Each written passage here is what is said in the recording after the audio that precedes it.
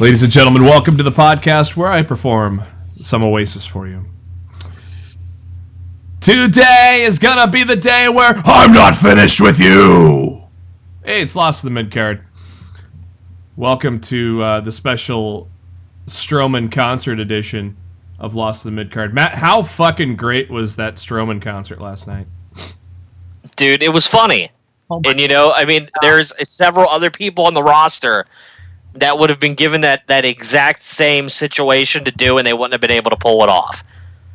Like, Strowman is, without a doubt, the complete package of everything that guy does right now. Would you almost... Last night, I felt like last night was a perfect example of that. Would you almost kind of consider that kind of his Angle moment, when, you know, an Angle put on the cowboy hat?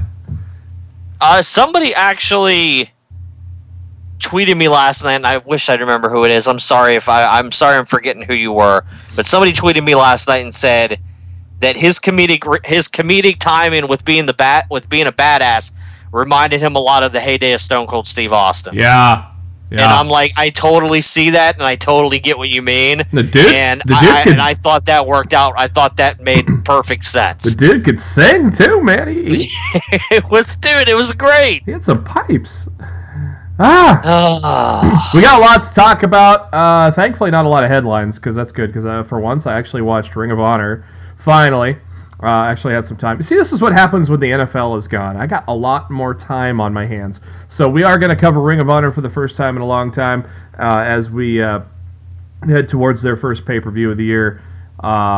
And I'm going to embarrass myself by revealing I have not yet seen this week's edition of Ring of Honor on television. Hey, 50-50. You haven't seen Ring of Honor. I have not seen SmackDown because I went to the amazing Husker basketball game against Maryland tonight, where they pulled it out by 4 against probably their toughest team left, and all of a sudden, a team that was picked to finish 14th out of 14 in the Big Ten might be dancing, which is amazing for the Huskers. So that was a great game tonight.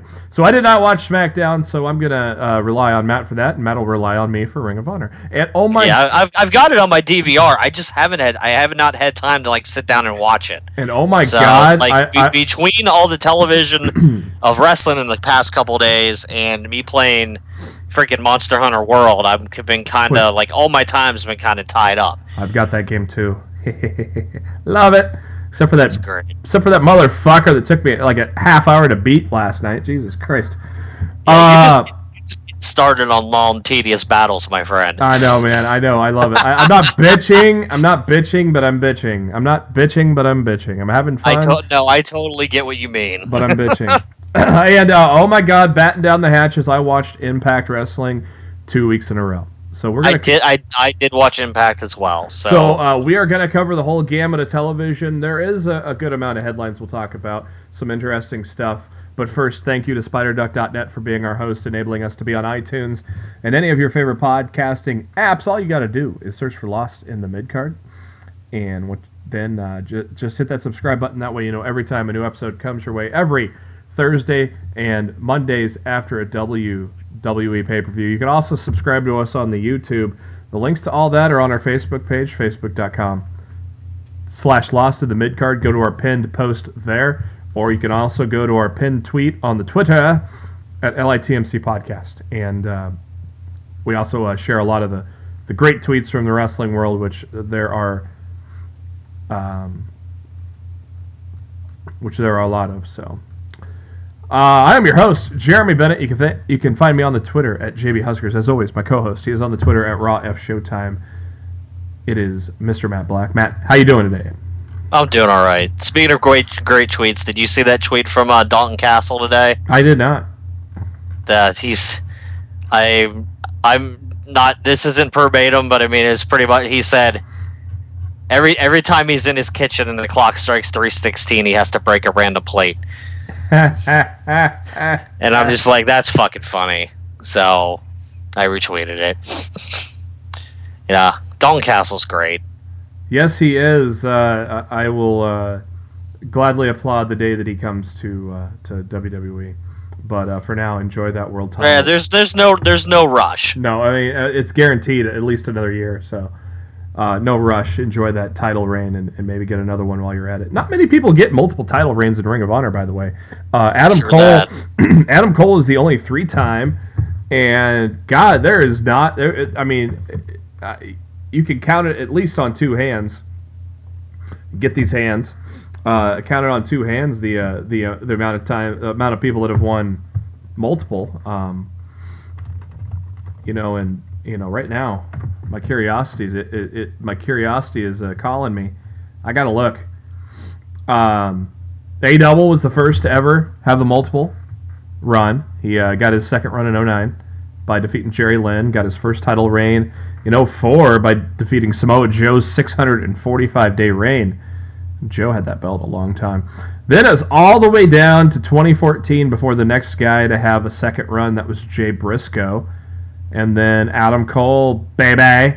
So there's only 3 guys that have held the ROH title more than once, which is insane because the title's history is dating back almost 16 years now. Yeah, I think Cody's going to end up getting it again. Yeah, I think before the year's over. You think he beats Dalton or beats somebody else to get it? That's a really good question. I don't know. Like, it really all depends on how long they want to run it, because I know it's supposed to be Dalton and Lethal at the anniversary show, I think. So I don't foresee a title change there, although they could if they wanted to, but I don't see that happening. I think it would make sense for Cody to take the title back from Castle, but I don't know what their plan is. I just totally see him, locking into a second title reign, because I didn't think his first one was long enough, to be perfectly honest. Yeah, it's a rarefied air to win more than one title. This is the second straight week we recorded on a Tuesday, because I don't want to get in trouble for recording on Valentine's Day tomorrow. So no NXT talk again. I haven't even watched last week's NXT, because when we don't record on Wednesdays, I forget about it half the time. So I will obviously go back and catch myself up before next week's show. But as we start to progress on that road to NXT TakeOver New Orleans. But first, while it's fresh in our minds, I did catch Mixed Match Challenge while I was eating dinner when I got back home. Didn't get SmackDown watched, but I did get MMC watched. This week it was the Ravishing couple, Lana and Rusev. Happy Ravishing Rusev Day. That's not easy to say. So that's 10 times fast. Yeah, I'm talking like Corey Graves talked on Monday Night Raw last night, apparently.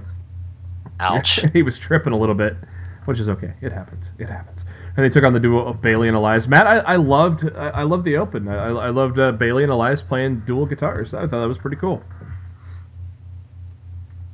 Well, I mean, they didn't really play. Man, oh, what? Well, I mean, they strummed a couple things. I'm Elias, I'm Bayley, and before they did anything else, the Rusev's music hit. Yeah, they played a little bit at least. They played for a little while. Of course, Lana is the best, and Lana is number one.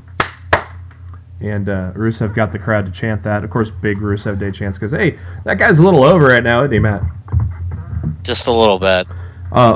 Once again, Matt, as the previous 4 matches, the 5th one, all the same. A lot of fun, really entertaining, and a good lengthy match. Obviously, when you get a 20-minute show, you at least get 13 to 15 minutes out of them. But I thought these guys did great, telling another good story. And how about Lana getting her first pinfall in the WWE, Matt? I kind of found it hilarious. I think it says more about WWE wishing to protect Elias more than it says anything else. The fact that they just didn't let Rusev pin Elias, especially having a storyline out of, he got beat up and by Braun the night before. Like, they easily had a storyline right out for why he lost. Yeah. But they still chose to have Bayley take the pinfall. Yeah. Was honestly very surprising. But, yeah, if that doesn't say what they think about Elias, I don't think anything will. And who won the marquee for Breakthrough Wrestler of the Year, Matt? Hulk Hogan? Yeah, brother. We can pick that we can pick that talent because 2 years in a row we've picked a pretty damn good Breakthrough Wrestler of the Year for WWE. It's like we know what we're talking about or something.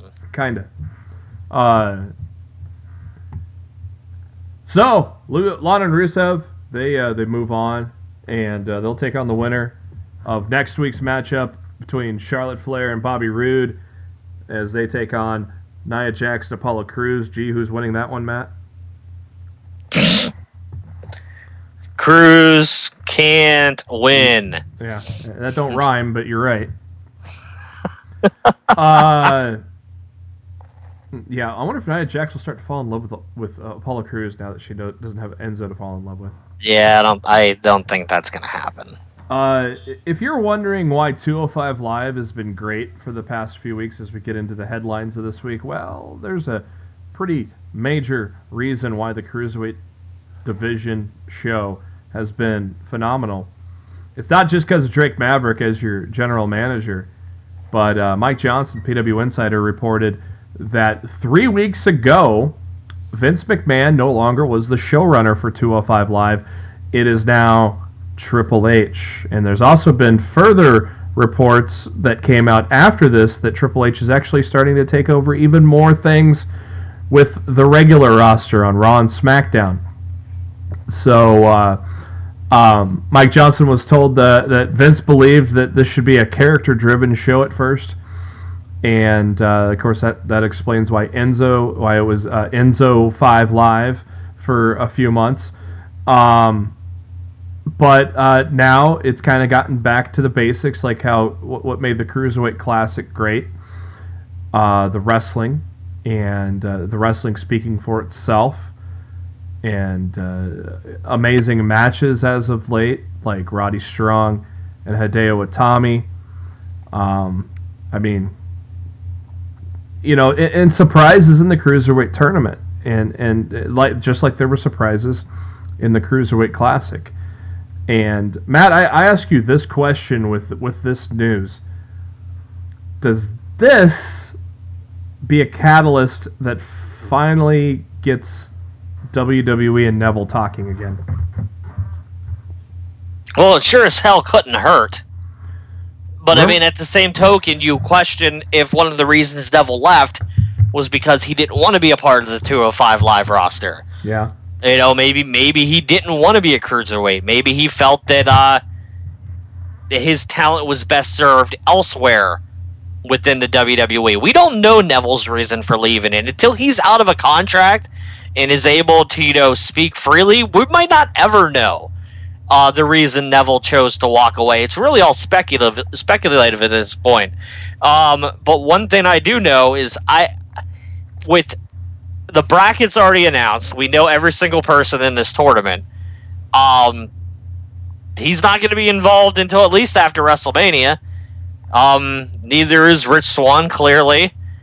And as much as I've loved everything I've seen on 205 the last few weeks, tonight, the fact that they had a chance to, bring Rich Swann back as the last man in this tournament, and they gave the spot to Buddy fucking Murphy instead, just really stupid, in my opinion. I mean, I know the guy's a good worker and all, but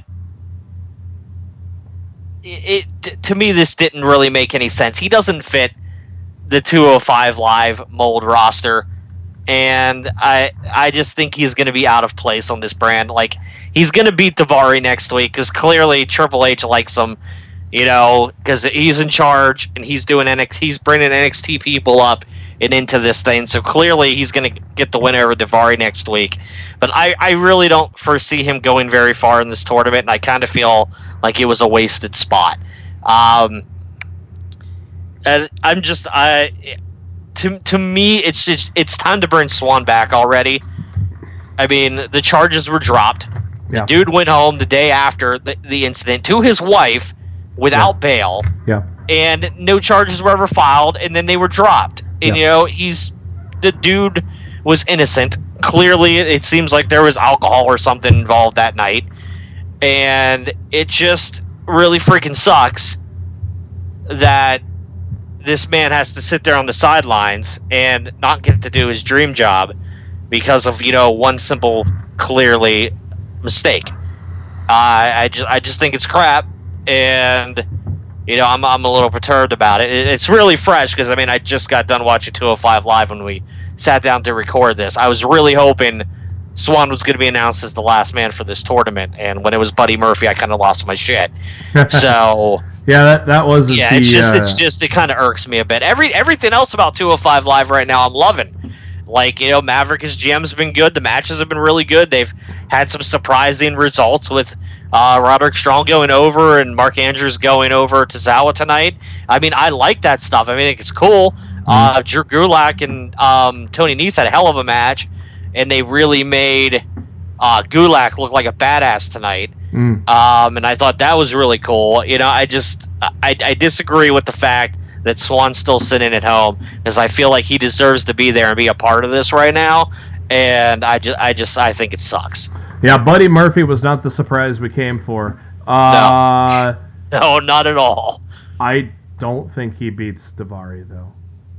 You think no. Daivari wins? Dude, that, after weeks of Manders and Roderick Strong winning, you think he's coming up and he's not going to win? Yeah, I think so.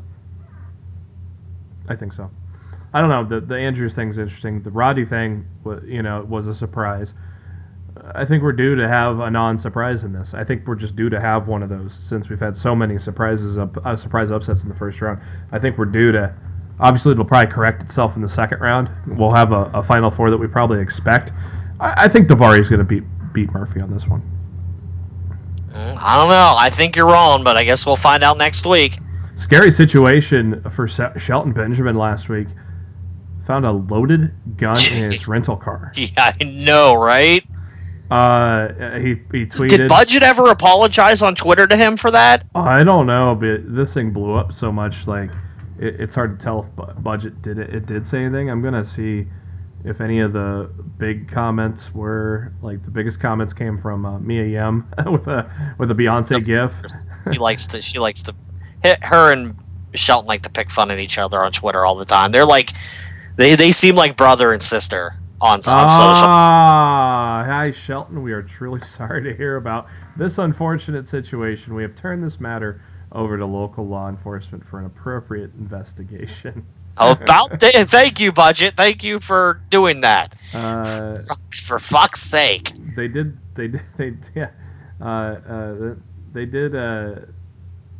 Let's see. Where's Shelton? When did Shelton tweet here? So it took a good 6 hours for them to reply. Oh my. The replies were even better. Don't you think the first investigation should be with your own cleanup crew manager and department? True story. What a laughable response. If this is how you reply to a celebrity, I can only imagine how you would reply to a normal customer like me. And then somebody out-replies TMZ and TMZ Sports. I think they did pick it up. Oh, man. I think Shelty should not have to pay for a rental car the rest of his life. The financial filings came in last week with the WWE, and 1.47 million paid subscribers are now on the WWE Network. 1.06 million of those in the U.S., the other 0.41 international. So a nice healthy 1.47. I said this in 2014. I said if Vince hits a million, he's breaking even. So I'm sure he's doing okay with the network.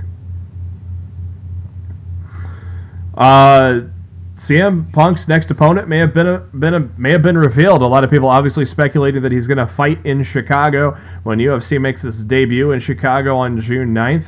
And word is he may be facing Mike Jackson for UFC 225. Jackson also 0-1 and also lost to Mickey Gall. So this will be the Mickey Gall Bowl between Jackson and Punk. The loser probably leaves UFC. Is it loser leaves UFC? Loser leaves town match, Matt? It might be. Didn't Mickey Gall already lose? I don't know what Mickey Gall I feel like he lost his next fight or something, and his 15 minutes of fame are pretty much gone. Well, yeah, 15 minutes of fame. Actually, he went 4-0 before losing to Randy Brown on UFC 217. So he did. Well, I mean, wasn't how many of those fights were in UFC though? All but one. He was 2-0 going into the Punk match, and then he won his first match after Punk, and then lost his second one. Oh, okay, all right. He fought Sage Northcutt just 3 months after the Punk fight, and then it was 11 months before he fought his next fight, and well, he lost. Maybe he shouldn't have waited 11 months. Maybe he was hurt or something. Yeah, I don't know. The guy he beat was 9-1 at the time, so it wasn't really a complete scrub. And then the guy that Mickey Gall lost to is 10-2 right now, so he's not fighting scrubs by any means. But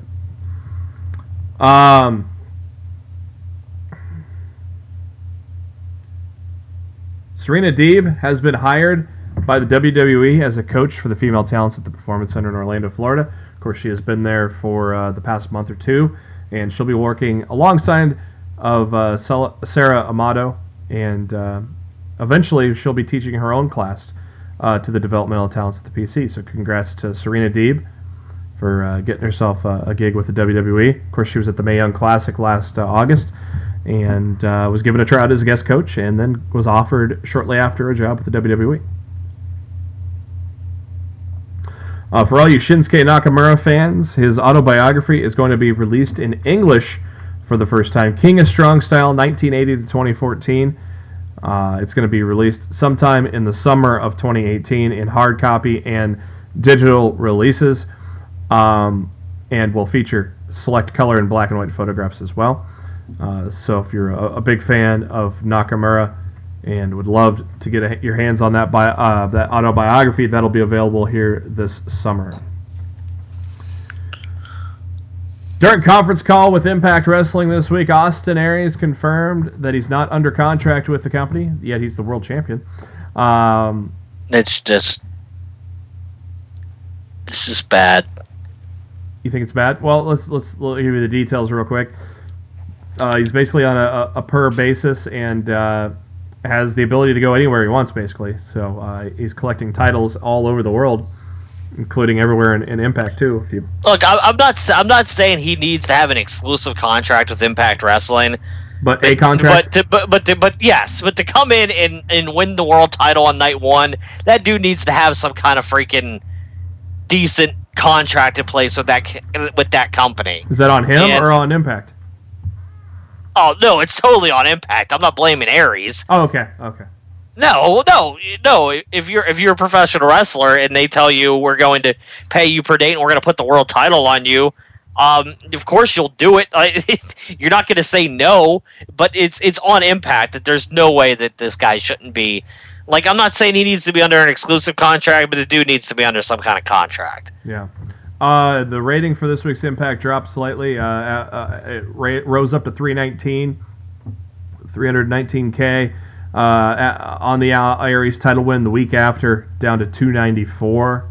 Still a fairly strong number compared to the fall of last year and end of last year as well. So Impact is bouncing back a little bit.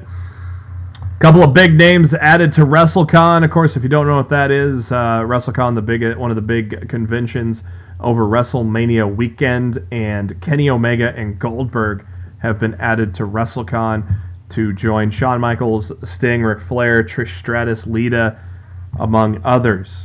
Among a lot of others, by the way. They have like 100 wrestlers there. It's insanely big. And, of course, all their wrestling events will take place as well. Different companies such as Crash in Mexico, Revolution Pro in the UK, Impact Wrestling will have a show, CZW will have a show as well, and so will House of Hardcore. Tamina Snuka doing well after shoulder surgery last week. She is expected to be out of action for 6 months. She posted on Twitter, 1 week post-surgery, feeling great. Thanks to the great team for fixing me up again. And big thanks to WWE, and I apologize to all my fans. Thanks for the support. Unfortunate for Tamina, as she was starting to get a little bit of a push there and hit the injury bug. Injury bug's hitting a lot of people right now on the road to WrestleMania. It's not a good time. No. Not a good time to get injured, man. If you pick one time of the year you don't want to get hurt, it's right now. It's a good time to step up, but there might be something on the way that might prevent people to step up from stepping up, huh? What? You know what I mean? I said it's a good time for people to step up when there's people that are injured, but then something may be coming on pay-per-views soon that may prevent people from stepping up. Oh, I see what you did there. Yeah. We hope not. We'll get into that in a minute. I don't think. I still want to think that this is like I don't think the whole story's out there on that.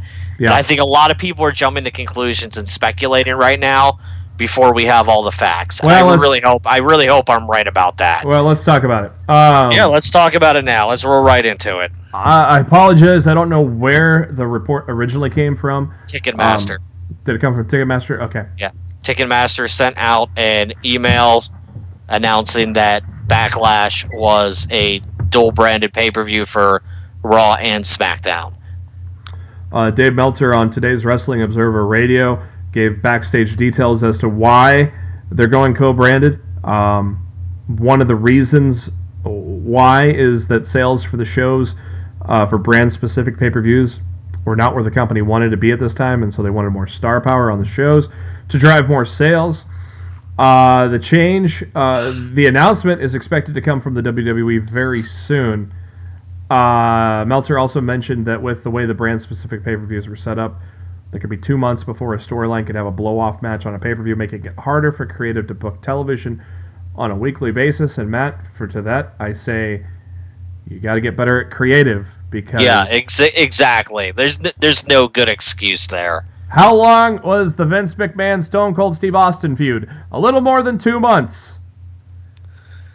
Yeah. How long has the Bray Wyatt Matt Hardy feud been going? Hey, that's been going for more than 2 months, and it's still escalating. You just got to get better.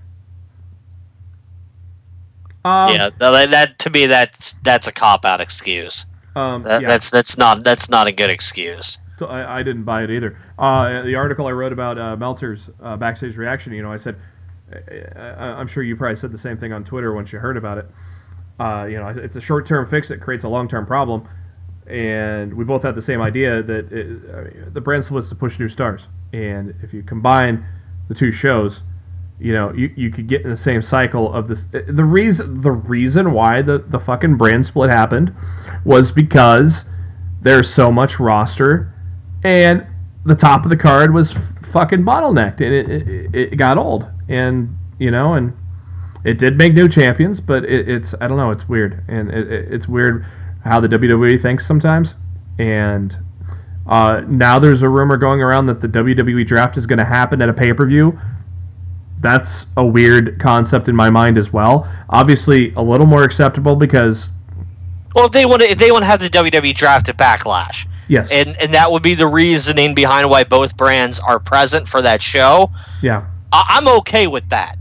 If you want to add a 6th show to the calendar, you've got Rumble, Mania, SummerSlam, Survivor Series, Money in the Bank, and Backlash, where the WWE is shaken up again after WrestleMania, where people will be saying goodbye to their brands and saying hello to new ones. That's a good keeper gimmick to keep the casual fan maybe to stick around after WrestleMania. The people that tune in from like Rumble to Mania and then leave until Rumble again.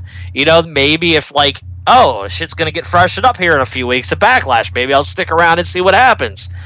That's not bad, and I would be okay with that. But I don't think every other pay-per-view outside of the initial 5 that were scheduled should be Raw and SmackDown pay-per-views because it's going to hurt the creation of new talent in Raw and SmackDown, and it will just be all the more reason why everybody that's down in NXT right now would just rather stay down in NXT. Yeah.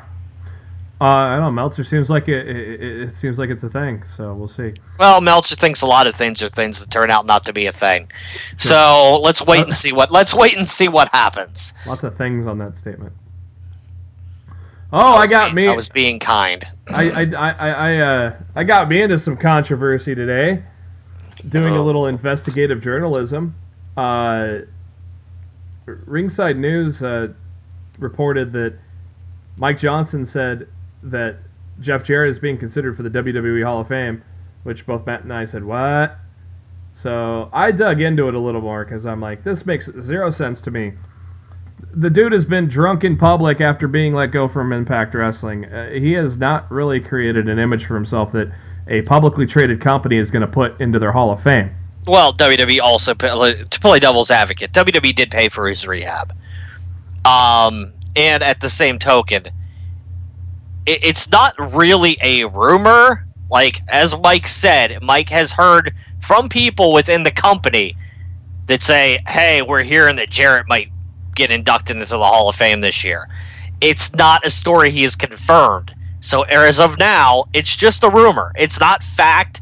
It's not fiction. It's just, hey, I've heard some things. I hear things all the time that I don't talk about on this show because I can't confirm it.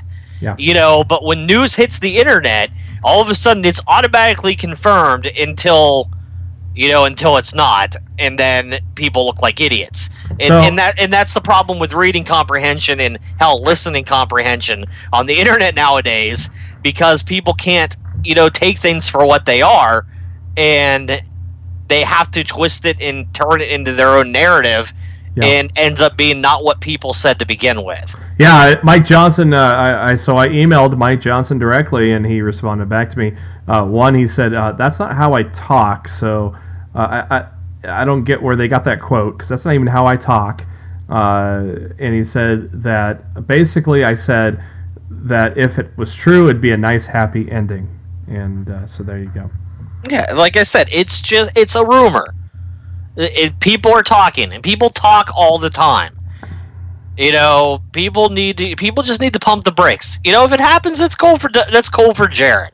What a freaking 180 he gets to get delivered to him in the last year's time. If he gets inducted into the Hall of Fame in New Orleans in a couple months, that's cool for him. Yeah. But just because it's a rumor doesn't mean it's confirmed. Doesn't mean it's a fact. People need to pump the brakes and calm the fuck down. Oh yeah, and not DM me constantly bitching at the fact that I killed your... we don't need to talk about that. Let's rise above stupidity. Oh, I already rose above that stupidity. I didn't even respond to the guy. Well, I'm just saying. Let's talk about something great though. Strong Style Evolved, March 25th, Long Beach, California. Long Island, California. Yeah, maybe eventually. Mind tonight, son. Maybe eventually Long Island will be in California. I don't know. Who knows with this world? Strong Style Evolved. It's going to be airing live on Access TV, which is badass. But a new match was just announced a couple of days ago that just makes this even more badass. Rey Mysterio and Jushin Liger. I would assume they fought in WCW, Matt. Oh, here we go. I just figured it out. First time since Starrcade 96. There you go. Wow. How great is that going to be, Matt? Oh, I think it'll be a lot of fun. I mean, Liger can't move like he used to, but I think Ray's moving now better than he's moved in the last 15 or so years. And Liger's still, I think it'll balance out. I think they're going to have a really fun match. And Liger is still serviceable in the ring, too. Oh, so. No, I'm not saying he's not. I'm just saying, it's not the Liger from 1996 is all I'm saying. No disrespect to Jushin Thunder Liger. The dude's a legend. He's fucking awesome. I'm just saying, he can't move around that ring like he could 20-plus years ago is all I'm saying. The dude is fucking 53. We know what you're talking about, Matt. We know you weren't bashing the Liger, man. Yeah, absolutely not. I love Liger. We knew you weren't. But God, the dude's 53 and he's doing this stuff still. It's insane. And it really helps because of the outfit that he wears. Mm-hmm. It really masks his age. Mm-hmm. And it really helps him, people don't look at Liger and say, man, Liger's old. Because you can't tell by, looking at a dude in a full bodysuit and a mask like he wears. It really helps his long-term longevity within, the professional wrestling world. That people really can't see him age, over the years due to that costume. I think it's kind of brilliant. It is, because he's constantly still getting work. Was G1 in the USA on a Sunday? Do you remember? No, I think it was a Friday and it was a two-night show on like Friday and Saturday night, I believe. Yeah, the Strong Style Evolves on a Sunday, so March 25th. So, oh, that's interesting. Yeah, which is good because I know I'll probably be around, so that'll be good. It's going to be a fun show. Oh boy, sometimes I guess right and get right, which is weird and rare sometimes. But it crossed my mind last week that the Booker T Corey Graves thing was a work, and guess what? It's a work. They gotcha. Yeah, but I think you were thinking more work in terms of a WWE storyline. Oh, no. Than in terms of what this really was. No, I didn't think WWE storyline because A, no way Corey's getting in the ring. B, I don't think Booker's ever wrestling again either. They would have to be managers with Bobby Lashley and Umaga, Oh, will you stop? Well, I'm just comparing a situation to what they could do in the ring. No, I did not think this was going to be a WWE thing. No way. I mean, there's no payoff towards it. So, but did you listen? I didn't listen to Heated Conversations yet. I actually listened to it live as it happened. What did you think about it? Clearly, Graves didn't know about it. When it went down, like Graves ended up hearing about it from Big E, and Big E, and of course, like, what are you talking about? And like, hearing about the beating him up. Yeah, like Graves had no idea. He hadn't heard about it. And Big E reached out to me like, "What happened? I thought you and Booker were cool, and you were tight." And what are you talking about? And he played the audio for Graves, and Graves listened to it. He's like, "Oh, so let's talk with some people." Yeah, and Graves like, "Oh, when I heard this, I just thought it was Booker T working. He was just working. This is what he does." And so they were just a little fuel on the fire. Yeah, they all thought they were just blown away by how it took off and took a mind of its own type deal. So Booker T said pretty much went down because they were at the end of his show like that week, and he was looking at his producer like, what the hell are we gonna talk about for the last 20 minutes? And he's like, let's talk about you not being on the broadcast team anymore and Corey Graves. Let's shoot on Graves. Yeah, and they decided to do that. That's so funny. like Graves and Booker pretty much made fun of Michael Cole for 5 minutes. And it was fine. And, like, Booker T pretty much said he was happy as hell. Was it electric? To be off of the commentary team. Was it making fun of Michael Cole? Was it electric? Boogie woogie woogie. No, I'm just making fun of Michael Cole myself. It's electric. To be honest, you'll have to go listen to the clip. It's only like 10 minutes long. Yeah. But I actually tuned in for the show live because I knew Graves was going to be on and I wanted to hear what was going to be said. Yeah. So I listened to the beginning. I listened to the go between between Graves and Booker, and it was all work. It was Booker T working, and Corey decided to play along. That's really all it was. There's not too many other places you can do that but pro wrestling. Yeah, pretty much. That's what's so fun about it. We should have known it was a work within 48 hours when WWE hadn't fired Booker T. Yeah, because really, we should have known that this whole thing was a work. Because if that was real, and you're threatening violence on another WWE employee, WWE needs to step in and dude, you need to be gone. Yeah. So the fact that Booker was never released within 2 days after that occurred, we should have known the damn thing was a work. They got us. Well, in this day and age, what is real, what's a work, who knows? Kayfabe. Apparently, it's not dead, brother. Well, I think she produced that show where Vince McMahon did that musical number that one time, but I digress. Great honor to be bestowed upon Shawn Michaels. Over the last weekend of April, he will be inducted into, or he'll be honored by the Cauliflower Alley Club in April and be presented with the Art Abrams and Luthez Lifetime Achievement Award. Pretty prestigious honor, and Shawn Michaels will get that honor at the end of April. Ric Flair and Hulk Hogan hung out, brother. Woo! Brother Woo. Woo Brother. I think Woo Brother sounds better than Brother Woo, because Brother Woo would be, I love you, Brother Woo. Flair says it's time for the Hogan WWE comeback. I think we've been talking about it for a while. I think we're both in agreement it's time for the Hogan comeback. Yeah, and I'm not talking Hogan comeback as in Hogan come back and get in the ring. I'm talking about Hogan coming, like, he's mentioned on several times he wants to have one last match.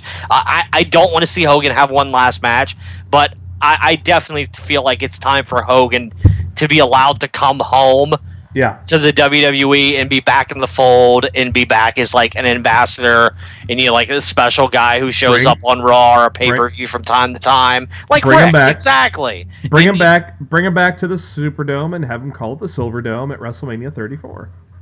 I would be totally okay with that. That was such a great. And if they must have him get in the ring one last time, just have him drop the big leg on Jinder Mahal, and I'd be okay with that. Yeah. We can do that. Steve Austin, guest referee. Maybe Ric Flair, the guest referee. One of those two guys. So yeah, we all are in agreement that the Hulkster needs to be back in the WWE, brother. Dean Ambrose spotted in Birmingham, Alabama on Sunday. He is in town to check out the progress of his torn triceps after undergoing surgery in December. WWE at the time stated Ambrose would be out in 9 months, which is that's almost pushing the door of Survivor Series, man. That is so far away. I still feel like that's a worked date. I hope so. I feel like that's a work timeline. But I mean, I guess only time will tell. I don't foresee him back in time for Mania, but I definitely see him back before Survivor Series. I know you hate Nick Aldis with every fiber of your being. Because he sucks. You fucking hate Magnus. You hate Nick Aldis. Go James Ellsworth. Go James Ellsworth. Any man with two hands has a fighting chance to become an NWA World Champion. Bring some prestige back to that title, James. Do it. James Ellsworth has a chance to procure 10 pounds of gold. Austin Idol chose James Ellsworth to fight Nick Aldis for the NWA World Heavyweight Championship. Oh my God, Corgan, if you put the belt on Ellsworth, that is fucking dollar signs right there. You're going to have so much buzz. The people want it. The people fucking want it. The people love Ellsworth. I would take Ellsworth as NWA World Champion over Magnus any day of the week and twice on Sunday. Just the fact that you could call Ellsworth a world champion from, Hey, he's got 2 victories over AJ Styles. 3, isn't it? I don't know. I thought it was 2. 2 or 3. We'll just say 2 or 3. Any man with 2 hands has a fighting chance, and he is the modern day Barry Horowitz, brother. I mean, he went from jobber to beating AJ Styles and got a contract out of it, and it was in the WWE for 18 months. If he beats Nick Aldis, the internet will explode and fucking be so happy for him.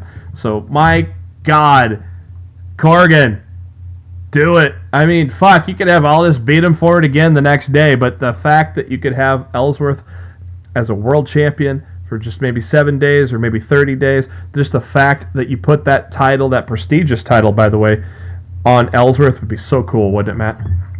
Yeah, like I said, you hate Aldis. I don't have any interest in an NWA with Magnus as the world champion.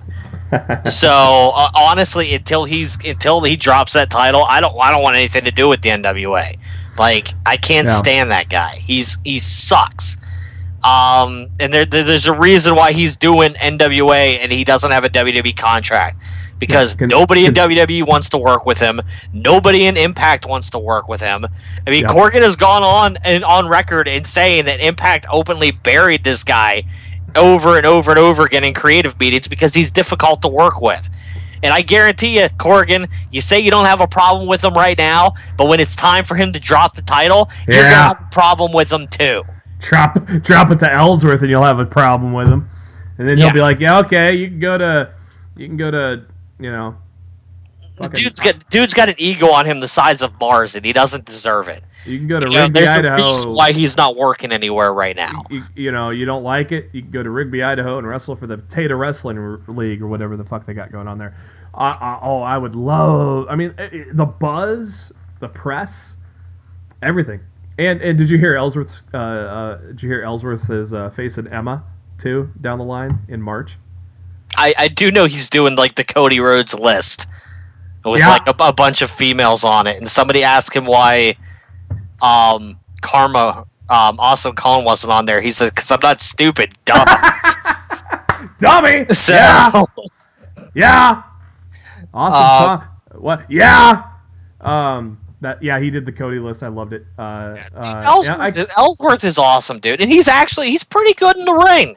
You didn't really get to see what he could do in the WWE. You can go look up his stuff on the internet, on the YouTube and stuff like that, and you can see Ellsworth work. The dude's good in the ring, but he never really got the chance to show it in WWE because that wasn't his role. No. So I would totally be okay with him winning the NWA title. Dude's been around 16 years, so he's been good. March 30th, Altoona, Pennsylvania, Big Time Wrestling. That'll be Ellsworth and Emma on March 30th. Oh, dude, that's my old hometown, brother. No shit. That's where I grew up. How far is that from you now? About 3.5 hours. Where is it at? Jaffa Mosque? Let me look, because I wrote the article on the story. I bet you it's at the Jaffa Mosque. I don't think I put. Well, maybe I put where it was. We'll see. It's actually the NXT just ran the Jaffa Mosque in like December.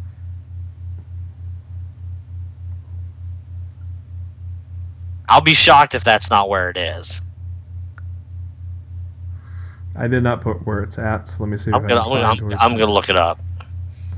Obviously, yesterday was the day that Ellsworth could start taking bookings.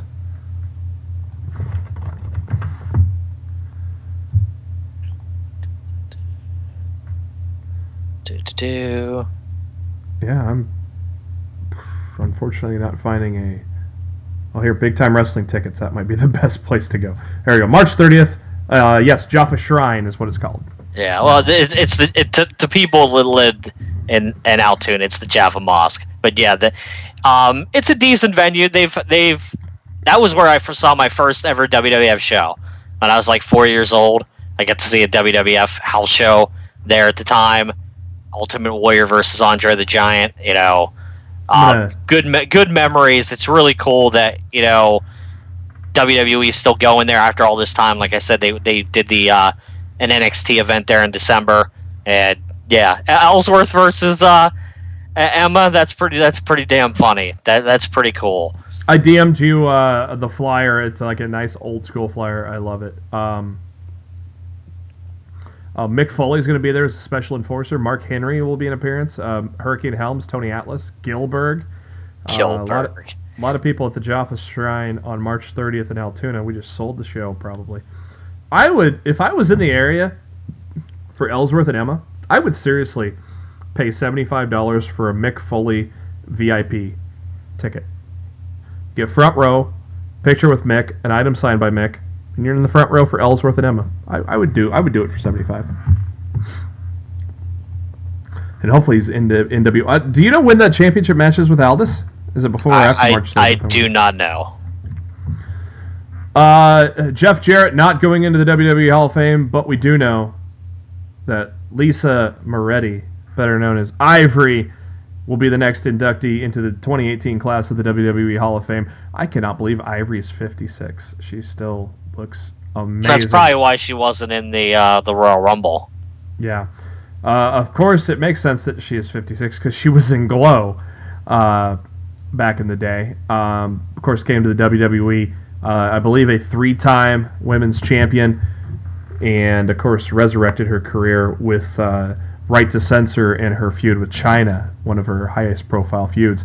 And props to the WWE for recognizing that good feud with Chyna, Matt. That might be a hope that Chyna might be inducted in the next couple of years.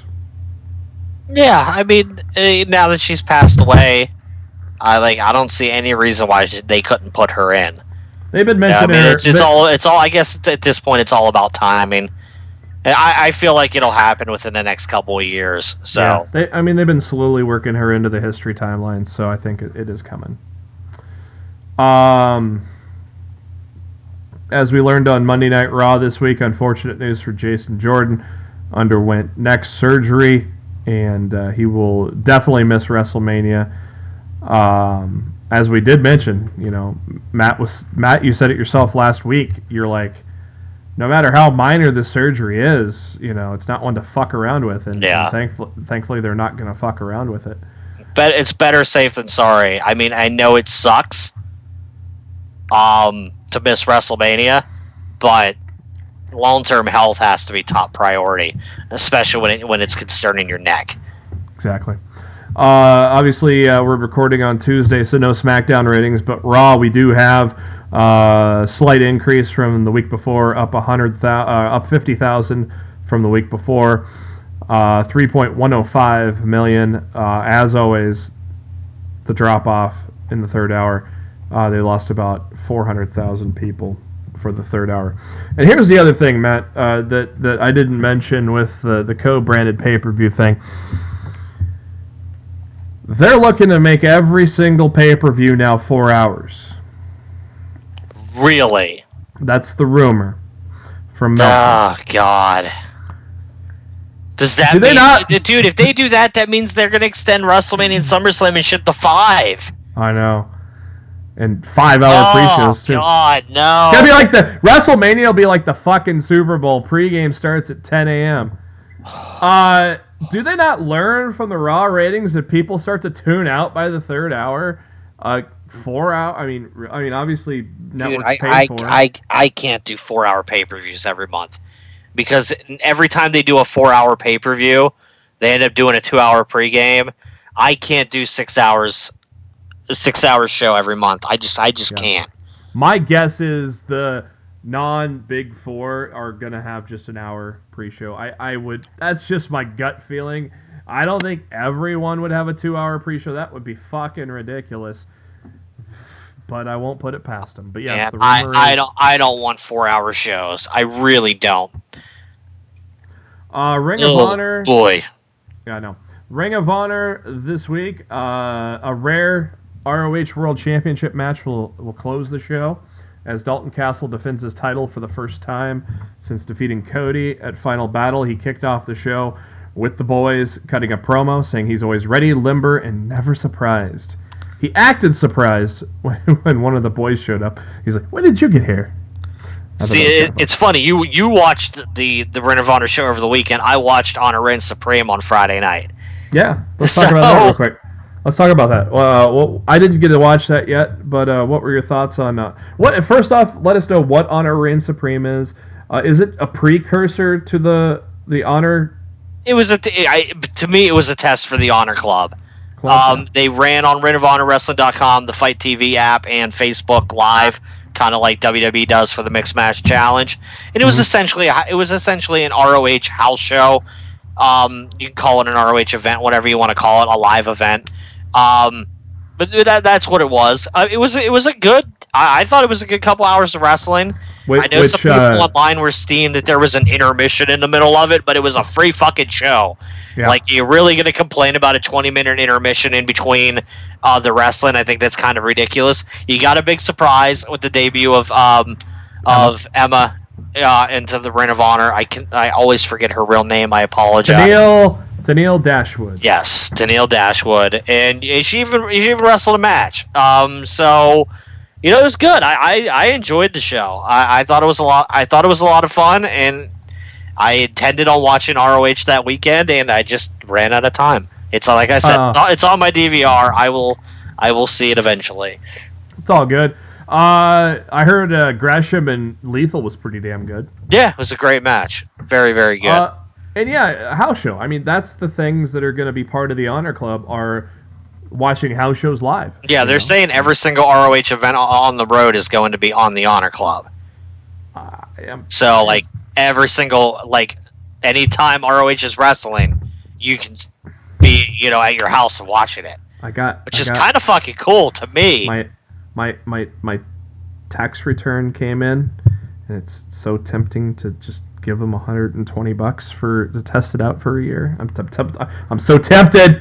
Yeah, I might do it. I'm torn right now. We'll see how it goes. Castle said he couldn't blame Punishment Martinez for attacking him from behind. He called him a big lummox with eyeliner. I thought that was a great line. But he warns Punishment Martinez that he's not facing the same man he faced in the past. He's going to fight to keep what he earned. And he is someone who has no other plan but to come out swinging and make sure he leaves Nashville still the champion. So your main event will be Dalton Castle defending his ROH World Championship for the first time against Punishment Martinez.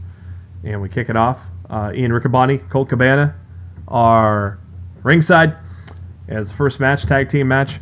Bear City Bruiser with Brian Malonis. I thought Colt Cabana with probably the line of the show, Matt. Brian Malonis makes the Bear City Bruiser look in shape. I've never seen Leon St. Giovanni and Shaheem Ali, but Coast to Coast apparently got a couple of upset wins recently, beat War Machine on their way out the door. This Coast to Coast team, Matt, kind of reminds me of a Caprice Coleman, Cedric Alexander team of back in the day. That's kind of where I see it. Do you kind of agree with that?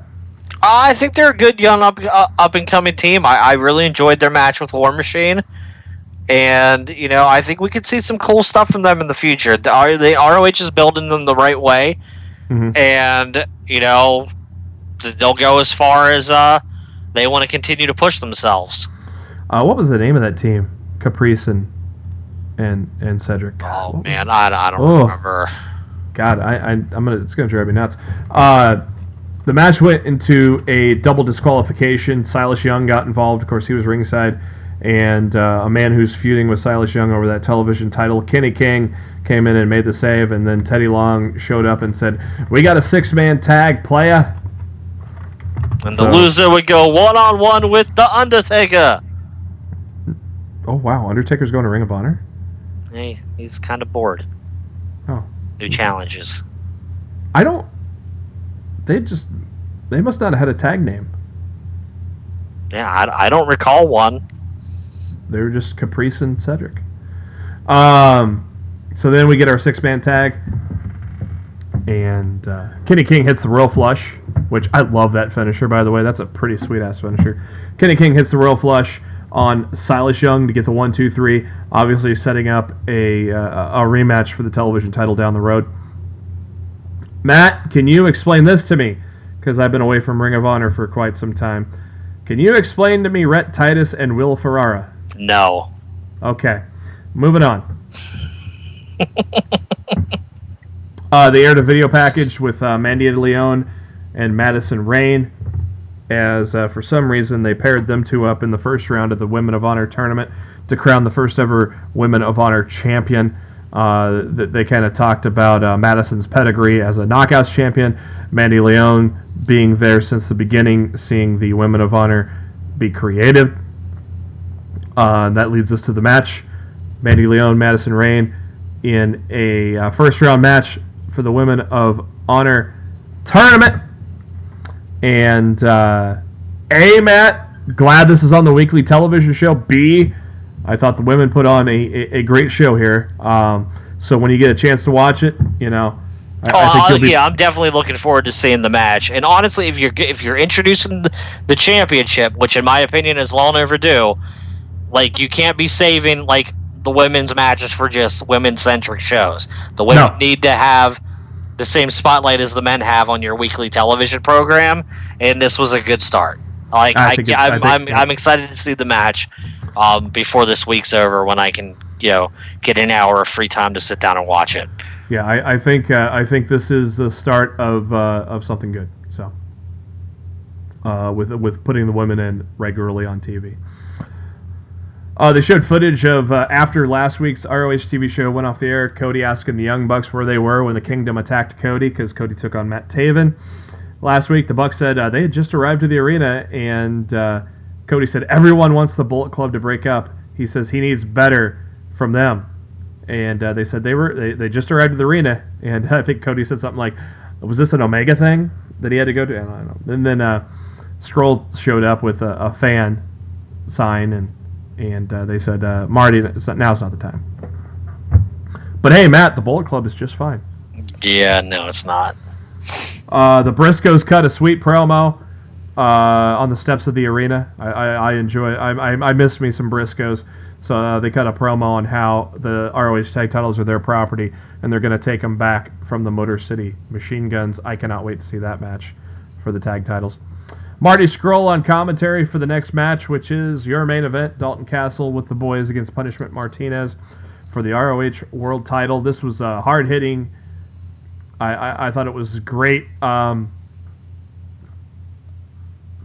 I'm not completely sold on Punishment Martinez being a top-level ROH talent, but I think he's still very talented in the ring. I don't know if this was time for him to be in that spot right now, Matt. I don't know. I thought the match was solid, very hard-hitting. It was definitely back and forth. Obviously, no surprise, Castle retains here. What are your thoughts on Punishment Martinez since he has graduated from that top prospect tournament? I mean, I don't mind him. I mean, it's always the case if you're curious if he's getting too much too soon. Mm-hmm. But the last time the fans complained about that was with Moose, and they yanked it back on him. And I think that was a big mistake long term, and I think that's one of the main reasons that dude's in TNA right now and not still with Ring of Honor. So I would be very careful if they choose that they want to yank Martinez back. I'd just let him continue to flow and let him develop and let him continue to get better. I wouldn't pull the rug out from under him just yet. Well, it was very much back and forth. So I think Punishment looks good in this match. You'll probably see that when you go back and watch the match. I think a lot of offense was there by Punishment, but by no means was it him squashing Castle for 15 minutes and then Castle coming back. It was a good back and forth match, and God, Castle's strength. Some of his Germans were insane with a big guy like Punishment Martinez. So then after the match, Punishment Martinez killed the boys, basically. He gave one of the boys a last ride onto the apron, Matt. Had to get his heat back. Ow. The Hung Bucks against SoCal Uncensored, I believe, for the 6-man tag matches next week, and then Jay Lethal and Flip Gordon. And then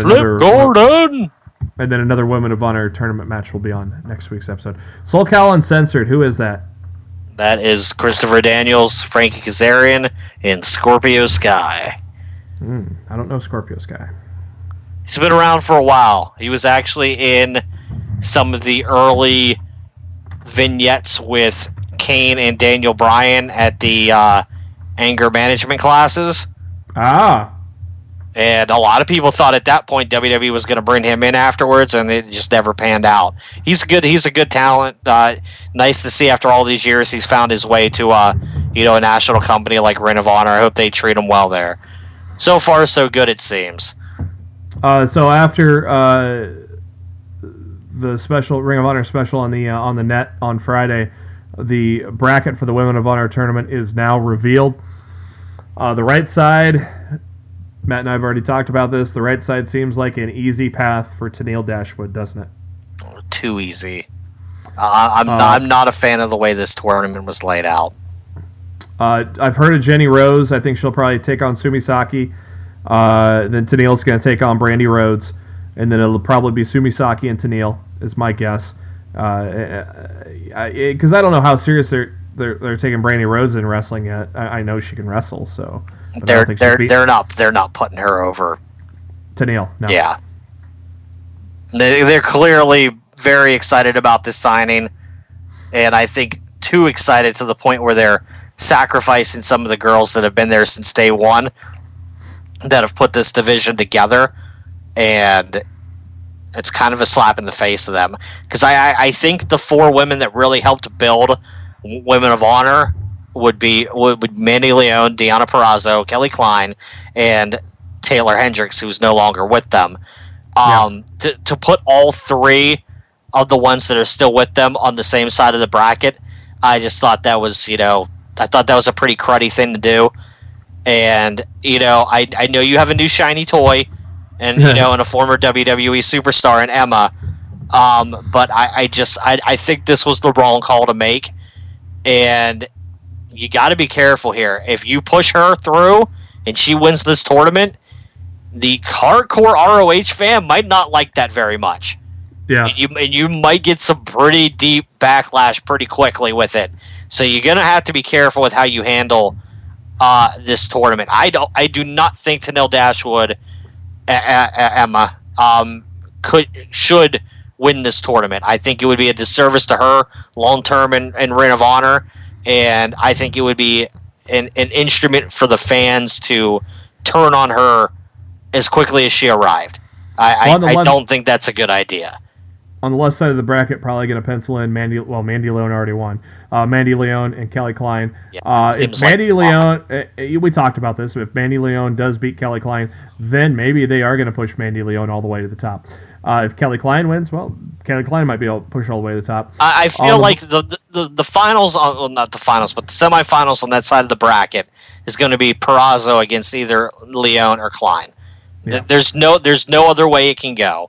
That is your finals on that side.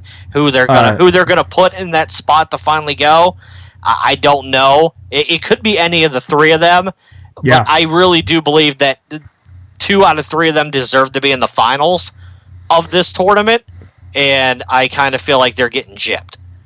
So, but that's just my opinion. Yeah, on the bottom left corner of the bracket, I don't even know who the other HZK and Mayu Iwatani. They're women from Stardom of Japan. Stardom. Yeah. They're good talent, but you damn well know they're not winning the tournament. Just there to fill. They're there to fill spots. So we can easily pencil in 3 of the final 4 with probably Sumi Saki, Tenille Dashwood, Deonna Purrazzo, and then whoever wins between Madison Rayne and Kelly Klein. Yep. Well, Kelly Klein and Mandy Leon. Whoops. But yeah, that's to me that's pretty much what we're looking at. I do not believe I will be proved wrong. Impact Wrestling this week, kick it off with Austin Aries' surprise return to Impact Wrestling and winning the title. Yeah! And our first match of the evening, El Hijo del Fantasma and Rohit Raju take on Taji Ishimori and Matt Sydal. Of course, El Hijo de Fantasma, King Cuerno from Lucha Underground. But this is his babyface side of things. So basically, a lot of X Division magic here between these guys. And of course, they talk about that higher power that Matt Sydal, or that spiritual advisor. Yes. Not Vince McMahon, pal. Spiritual advisor. I still find it funny that Matt Sydal's Twitter handle is "Where's Evan?" or something like that. Yeah, Find Evan. He never changed. Find Evan. He's never changed it from his WWE days. Sydal hits the Sydal press to get the win with him and Ishimori. And I think Ishimori is the current X Division champion, isn't he? Correct. Well, as of currently aired TV, yes. Yes. Yeah, I think they're. I have not read the spoilers much on those, so I think they might be leading to a Phantasma Ishimori match. Maybe that's just my guess. And Sydal, well, I know what happens to the Grand Championship, so we all know, and we don't hate, do we, Matt? We don't hate it. I mean, if you know what happens in the Grand Championship, you should already know what's happening in the X Division Championship. For some reason, I don't. I know what happened. You're missing a gigantic puzzle piece in the entire situation. Oh, is it one and the same, Matt? I guess you could say that. Oh my, yeah, that is hilarious. He doesn't have a contract. Sorry. No, you're wrong again. Oh, okay. Well, you're right. You're not getting it right, pal. You were clearly leading me to water when there was clearly whiskey in that thing. When I'm saying, I think you've had enough whiskey for tonight. I think one and the same is what I meant as in terms of the Grand Championship and the X Division Championship. Think about that, and you'll know what I'm trying to say.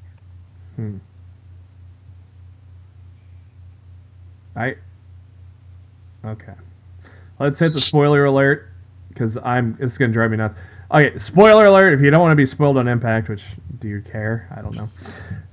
I thought Aries beat Sydal in the tapings. No, Sydal beats Ishii for the X Division Championship. He holds both titles. And then he gave the Grand Championship to Josh Matthews, who is the spiritual advisor.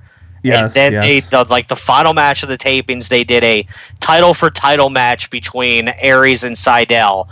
But instead of Sydal defending the X Division title, he defended Matthews' Grand Championship instead. And they merged the Grand Championship and the World title together, which effectively was just them getting rid of the Grand Championship.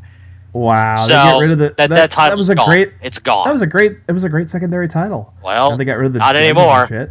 So it's just they're going to go back to what worked: the World title, the X Division title, the Women's title, and the Tag titles. All right. So Grand Championship, rest in peace. All right. I'll take the belt. It was kind of a nice looking belt. Little press conference with Austin Aries. He got lobbed a bunch of softball questions. And he answered them. Love how we just won, the next 4 months for TNA TV. Yeah. It's out there. Sorry, Impact. No, I'm not. Well, don't tape 8 days in a row. I think it was 6, but yeah, who's counting? Yeah. Drake and Adonis crash the party because they're pissed off, and Aries says he'll give him a rematch, but he's not going to back you up him like Drake did, and that rematch will be next week. So an actual match between Eli Drake and Austin Aries will be good. Spoiler: Drake doesn't win the title back. Yeah, dummy. Yeah. Good times. The Global Wrestling Network. Do you subscribe to that, Matt? No. That was a kayfabe question, by the way. They show the first time Austin Aries won the world title by defeating Bobby Roode at, I believe, I was going to say Destination X, but I don't know if that's right anymore. Yeah, it was Destination X. It was just an episode. I think it was still like back when they were doing the pay-per-view names on episodes of Impact. I feel like that was on TV. Like I can't be 100% certain if I'm remembering that correctly, but I feel like I am. I think you're right because that was when Option C was born. Yes. With the Feast or Fired. So that was TV. Yeah. I'm pretty sure that. Yeah, I'm sure. I think you're right there. Trevor Lee, Caleb Conley. I'm still not getting behind this team, and the fact that they're calling out LAX is dumb because LAX would just murder them, literally. I mean, Trevor Lee's good in the ring, but their characters are just kind of bland as hell. Yep, that's what I mean. I'm just not, and the fact that they're mocking LAX, I'm like, dude, no. Yeah, I just they haven't given me any reason to care. No, and that's a big problem with the majority of the lower end card of Impact's roster right now. Like you're giving me good matches, but you're not giving me any reason to care about your talent. And that's something that Callis and D'Amore and them need to get in there and fix. I mean, we could say that about the X Division for the past few years too. I mean, that was the title for a while. Not now. Backstage, Allie talks to Kiera Hogan and congratulates her on beating Laurel Van Ness the following week, and then someone delivers her a top secret card from a secret admirer. Of course, next week is the Valentine's Day show, or this week actually. So then we get Laurel Van Ness against Kiera Hogan, part 2. This is for the Knockouts title, and oh, surprise, she doesn't win. Laurel Van Ness hits the Unpredator and gets the 1 and the 2 and the 3. After the match, she starts beating up Hogan some more, and Allie comes in to make the save. Oh, brother. OVE said they were on to bigger and better things last week, and it appears their bigger and better things are stalking Bobby Lashley. More to come. So dumb. Next week, The Machine. Brian Cage makes his debut. This dude is fucking jacked. And a new daddy. As him and Melissa Santos. Yeah, I'll tell you right now, judging by the rest of the taping, they're strapping a rocket to this dude's ass. So if you like this guy from Lucha Underground, you're gonna get a lot of him on Impact going forward. I'll tell you one thing. Cage is built like fucking Bane from Batman. But yeah, I know. I saw him work House of Hardcore the other week. Yeah, dude can fly too, man. Dude's insane. Jimmy Jacobs backstage with Congo Khan. He said he tried to ask Joseph Park nicely to bring Abyss back. He doesn't like repeating himself. We all know the Monster's probably coming back. So more to come there. Sydal and Ishimori are backstage. Sydal talks about his mentor, which we'll get more into in a little bit. Well, we spoiled it for you, but I'm curious. I'm just curious to see how this really plays out. Yeah, I don't know how. They might just drop that entire thing. Like, I don't know if they can, like, edit TV out or whatever, but I mean, the initial plan was to pull Matthews off commentary and do Borash and Callis as the commentary team, but now, they might not be able to do that now, so I'm curious if maybe they just scrap all that. I don't know. Like, I don't know what they're going to do. That was because it was time to play the game, Matt. Yeah, come here, Jeremy. Work for NXT. You can have it all. Fly Vanguard one more time. Hanaya against Amber Nova. Nice knowing you, Hanaya. She gets the squash win here, but don't give me. I refuse to get started on that tonight because I'll just go off on a tangent. Rosemary attacks Hanaya from behind. After that, because of course, Hanaya attacked Rosemary before. Number 1 contenders match. This one was fucking great. Main event, Fatal 4-Way, EC3, Moose, El Patron, Johnny Impact. Top of the card ain't hurting in Impact, and they showed it here. I fucking love the Fatal 4-Way, Matt. You agree? Except for that one guy who's not there anymore. That guy that might be related to Dixie, kayfabe. Yup. You know how he's exiting, right? No. Let's just spoil everything. Well, spoil it. Yeah, he gets the fired case and the Feaster fired. Oh, that's coming up? Yep.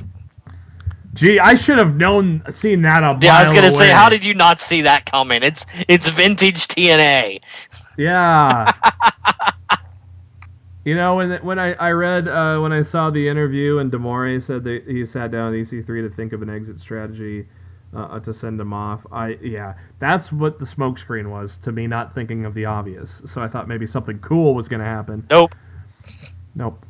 Johnny Impact, your new number 1 contender. He'll take on the winner of Austin Aries and Austin Aries. Austin Aries versus Austin Aries. Wow. Yeah, that should be a good match. A mirror match. No. Wouldn't that be great? We all know who's winning the greatest mirror match that ever lived. We all know who's winning that match. It's not going to be my boy, Eli Drake. Let's face it, dude. It's only a matter of time till he's in NXT, too. Oh, I cannot wait. I will do backflips if I can.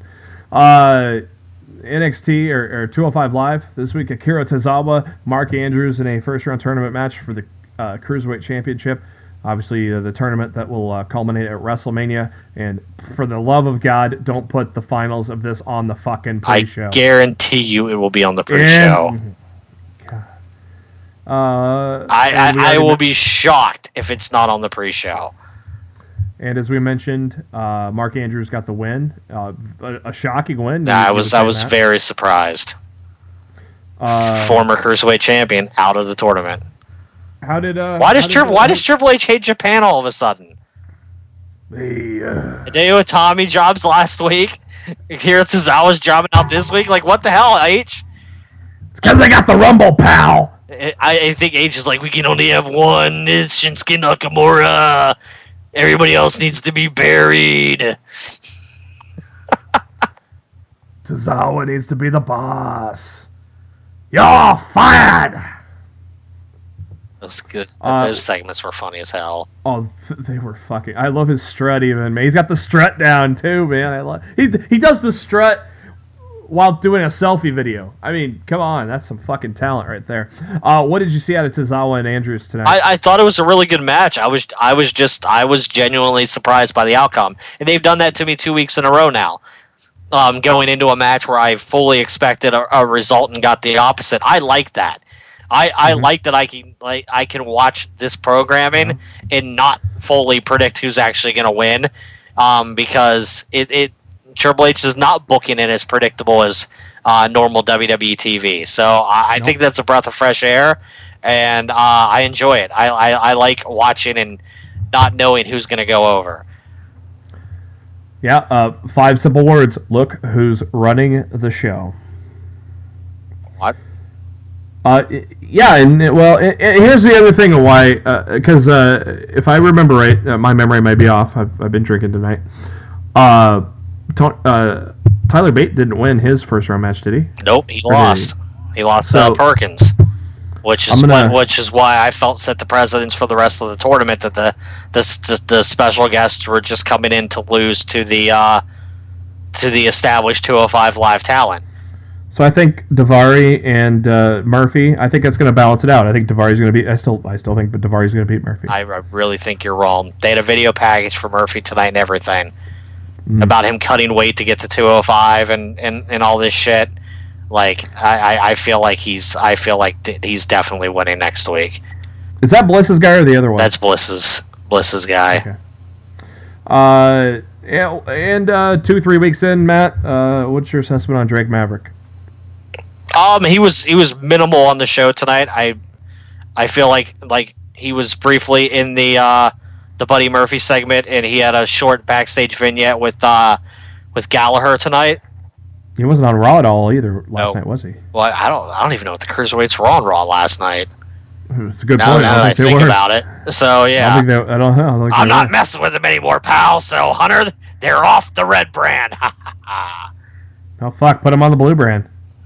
That would they should have been in the honestly first place. Make a hell of a lot more sense, but save them having to travel 2 days a week like they have them doing right now. But I mean, I'll set the record straight. I haven't been drinking a lot tonight. I've just had a little.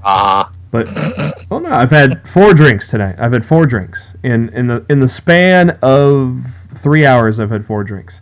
But apparently, it does get my Eli Drake out a little more. A lot of dummies out there tonight. And then the main event of the evening, Drew Gabagulak against Tony Nese. Matt, what'd you see out of this one? Really hard hitting match. Towards the end, they basically showed a different side of the Drew Gulak character. He essentially snapped and just beat the shit out of Tony Nese and won. He basically beat him unconscious and then slapped him in a submission hold where the referee just had to call the match because Nese was already knocked out. It was a cool finish. It was a good thing for Gulak. I like them actually taking a new direction for him, making him a little more serious. Dude's really good in the ring. Triple H is going to let him show it. I mean, he has the potential to go all the way to the finals as far as I'm concerned. I was going to say I think he's so over at this point right now. I think he's my favorite to win it right now. To me, if I was booking a finals right now with the talent that they have, that has advanced. We have not seen a bracket. We just know the 16 competitors now, thanks to knowing the final 2 matches next week. But if I had to pick a finals right now, I would do Roderick Strong versus Drew Gulak. That's what I would do. But only time will tell. We'll see what the game has in mind. We are now 10 weeks away from the epic 1300th episode of Monday Night Raw. I wonder if they will film that from the Manhattan Center. We'll see. Stop. San Jose, California is where we're at. John Cena kicks off the show. Yeah, because, John Cena kicks off the show. Apparently, he's got to hug Coach now every time he comes out, right? That's really weird, isn't it? I don't understand that. He's done that every time since Coach has been back. And I think he said, like, oh, yeah, got us, Corey. He said something to Corey, too, and I was like, I think it was something like, you got us, or something in effect to the Booker thing, I think. John Cena's wondering if he doesn't win the Chamber, he won't be at WrestleMania. Well, if you don't win the Chamber, John, just go to WrestleCon and make some money there, because you're hurting for money, apparently. You know, you only have a $500,000 Ford in your possession, so you need money. I thought he sold that. I thought he couldn't. I thought Ford forbid him. I thought he sold it, and that's why Ford was suing him.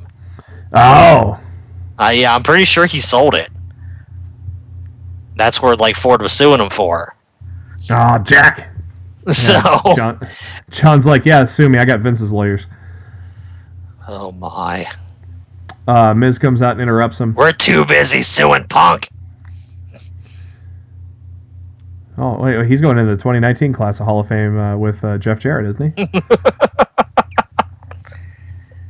Oh, dude, I definitely thought we might see CM Punk in the Hall of Fame before we saw Jeff Jarrett, so yeah. 2019's class is Punk headlining, Jeff Jarrett, Demolition, China.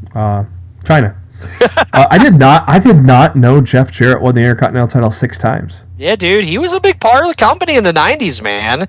I knew he was, but I didn't realize he had that many reigns. Ain't he great?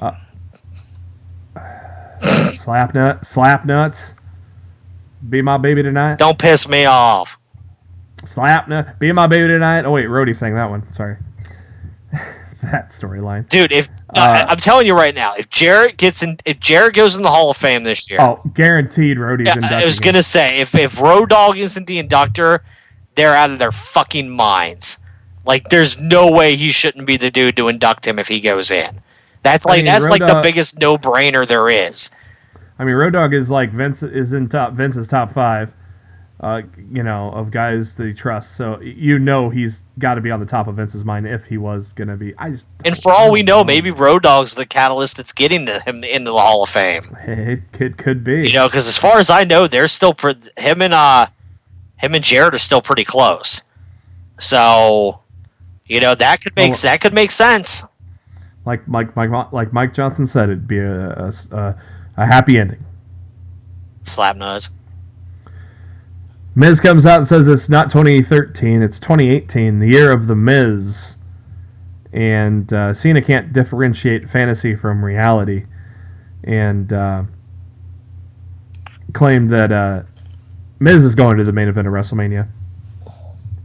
Yeah, Miz and Lesnar. Could you see that one, Matt? I mean, it could be a great match, but I know Vince would not book it to be a great match. Let's put it that way. Sure, he would. Yeah, I see the trust in your voice there, Matt. Yeah, man. And yeah, Miz told Cena he'll play to his strength against Lesnar and use his brain because he does whatever it takes. And uses whatever is at his disposal. Miz then says he'll beat Brock Lesnar at the main event of WrestleMania and points to the sign, drinking game, take a shot. And Cena pointed out that Miz has to win the Elimination Chamber, and Miz brags about outsmarting Cena in the main event of WrestleMania. Could you believe that was 7 years ago, Matt? Jesus. Time flies, my brother. And it's about time for Miz to main event another WrestleMania there, Vince. Well, it ain't going to be this year. No, because his name ain't Roman Reigns. Yeah, and at the same token, his wife is giving birth WrestleMania weekend. You can't rely on him in the main event that weekend in case something happens. You just can't. No, because there could be well, shit, no, they don't do house shows leading up to WrestleMania. I was going to say, if it was after the go-home show, there won't be anything after the go-home show. So it's drop the title of the house show real quick here, because Miz is going to the hospital. Miz the Miztourage Sucker punched John Cena, and Miz calls for a referee. because he's taken up the challenge of that he's smarter than John Cena, and Cena wanted to fight, or Cena wanted to fight him for the loser to enter the chamber first, and Kurt Angle comes out and says, "We ain't doing it like that, but I do like the idea of a match." And what was weird? This is weird to me, Matt. Kurt Angle comes out and says, "I don't like the idea of this," but yet then sends a referee immediately after Cena got attacked. I don't think Kurt is very good at remembering his lines. You're pretty good at that. WWE. I love Kurt, but he was much better in the Attitude Era when they let him ad-lib. I feel like there's too much now of him trying to remember what he's supposed to say, and too much structure. Yeah, and it causes him to stumble over his words. And I think it's a perfect example of why they should just let the talent, give the talent bullet points on what they need to get across, and just let them talk. Let them be them, and they'll get over better that way. I mean, Kenny Omega said it best. He goes, "There are some wrestlers in the WWE that don't know any other way than having their footwork choreographed start to finish in a match. There are some wrestlers that are like that and can't improvise." And he says that's part of the reason why Shinsuke Nakamura can't really express his magic, which he will at WrestleMania. Dude, I feel like that match, they're just going to be like, yeah, you got X amount of time, go out and do it. There's no reason that any agent or anybody should be trying to direct that match. Just let them go out and give them, this is how much time you have, this is who goes over, everything else is up to you. And they should let them go out there and just tear the fucking house down. You still have a feeling that closes it, or Reigns and Lesnar? I feel Reigns and Lesnar close the show. I'm not thrilled about it, because I'm a stickler for the wording that they use every year, and it annoys me every year when they do this. The winner of the Royal Rumble is supposed to main event WrestleMania, and they've really gotten away from that over the years. And they changed it to title shot. Yeah, well, no, they've even said it this year. They said the winner will wrestle in the main event of WrestleMania for the championship of their brand, and they've said it. They say it every year, and then they only go to it when it benefits them. I just wish, if you're gonna say it, you should go with it, and I think it would be a good thing. Because who knows? Let's face it. Who knows what reaction Reigns is going to get in New Orleans? We don't know. So wouldn't you rather have the end of the show go off with a positive crowd reaction based on the main event, other than going out on Reigns and Lesnar, not really knowing what to expect from the crowd? So to me, it's just like a no-brainer. But the close of that match is going to be a guaranteed pop. AJ wins, pop. Nakamura wins, bigger pop. Yeah, I think you're going to get a great reaction either way. Yeah, I just say bigger pop because it'll be Nakamura's first title in the WWE. But if AJ beats Nakamura, it would still be a huge pop. I think Nakamura is going to beat him though. But I think Nakamura's. I don't know if I trust Vince to let Nakamura beat him. I don't know if I do. It's going to be really interesting over the next couple months to follow this storyline and see where it goes. I don't know if I trust Vince to give Nakamura that chance to hold the championship. Do you like Miz Cena? I thought it was fine. I rather would see Cena have to overcome the odds by entering first, but part-time John Jack don't want to do that, so part-time John Jack gets to be in a cage. John Jack will just come in fifth. Call it. John Jack will get in fifth and lose quickly, and well, not about quickly, but he'll lose eventually. 18 minutes for Miz and Cena. I thought it was a pretty decent match. Super AA after Miz tried to tease a super skull-crushing finale. So that means Miz now has to enter the chamber at numero uno. Which I would imagine would be with two other people. I wonder how that's going to happen, but we'll find out. Matt Hardy with a promo. Yeah. Matt Hardy says it's time for his second chance to fulfill his destiny. He's got other vessels in his way. But their second chance is already over! Because the deities have blessed him with the strength and power to render them obsolete! And he's going to turn the Elimination Chamber into the Deletion Chamber! Hey, they let Matt talk a little more this week. I loved it. That was a great. I love that. Love that promo. I like the Deletion Chamber too. Let the man talk. He can get over with his words. He's not a one-note laugh joke. Gallows and Anderson doing their brand of comedy, which I love, with the ever-exploding nerdometer, calling the Revival nerds.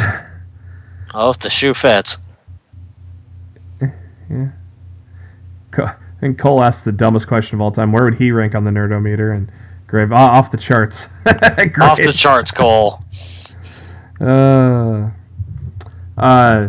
So Gallows Anderson against the Revival. Before Gallows and Anderson even get to the ring, some cheap shots by the Revival because they like to cheap shot you. And of course that played into the end of the match as they worked on Gallows' knee and ended up putting a shatter machine on for the final pinfall after 9 minutes. Which I'm fine with. Gallows and Anderson have been on a roll lately. I think the Revival needed a win because they'd been losing. And of course, they were made to be jobbers on Raw 25. So I think. Well, they're just trading wins back and forth. Yeah, that's basically all it is right now. Yeah, and so that's fine. I'm fine with that for this point. Who's gonna be what are Sheamus and Cesaro gonna do at Elimination Chamber? Are we gonna get like some impromptu team to challenge them, or? I don't know. Maybe they just get the chamber off.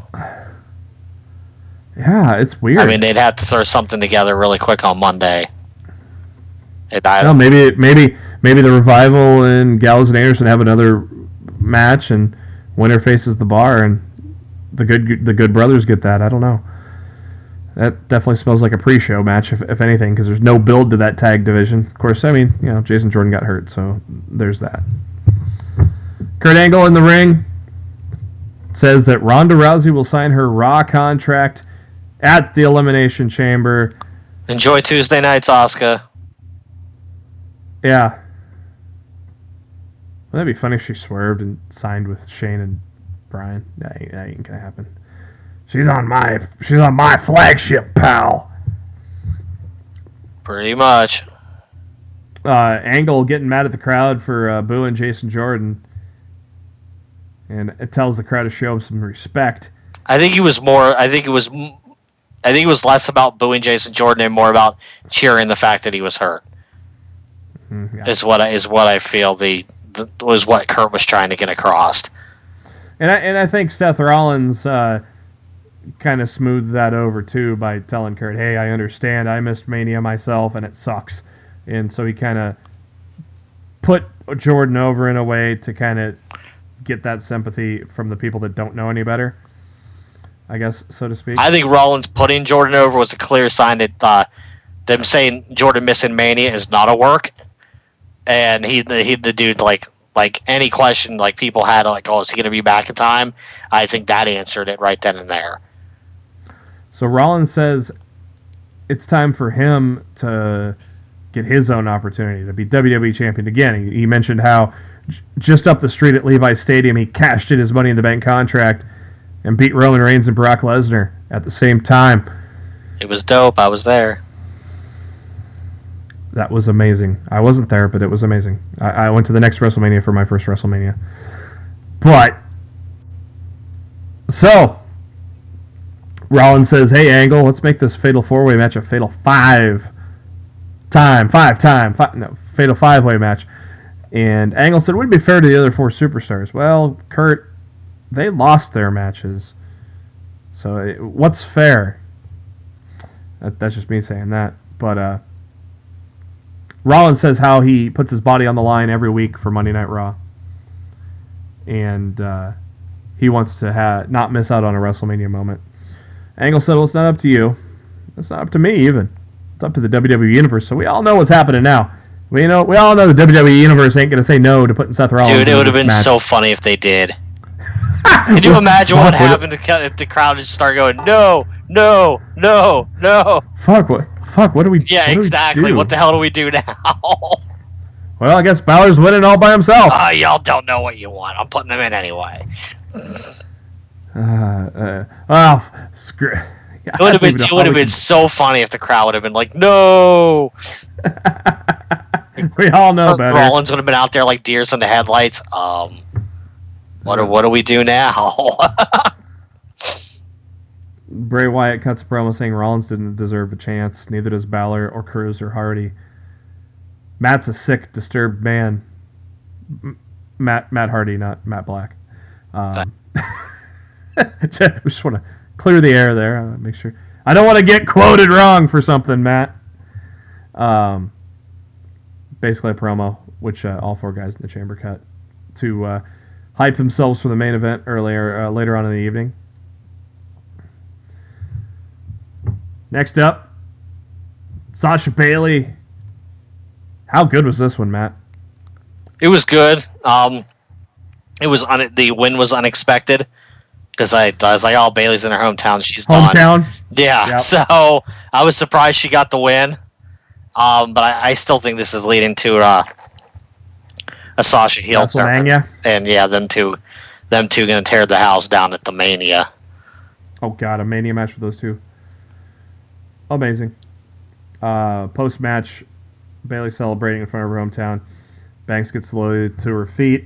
Didn't look like they were going to be friendly, or at least Sasha didn't look like she was going to be friendly. But there was no time to be friendly because Nia Jax came and destroyed them both. And then Charlie Caruso asked why did she get involved when it doesn't involve her? And Jax said, well, it kind of does involve me because both of those girls took Asuka to the limit, and, well, I just crushed them. So she should crush whoever did her hair. Her hairstyle was awful last night. Seth Rollins, backstage. The big dog is there, too. Tells Rollins, he worked his magic getting the Fatal 5-Way. Rollins goes, you a little worried about me being in the match? Well, no, Reigns shouldn't be because Vince is on his side. Hello! The bar comes up. Big dog gotta eat. Big dog gonna eat.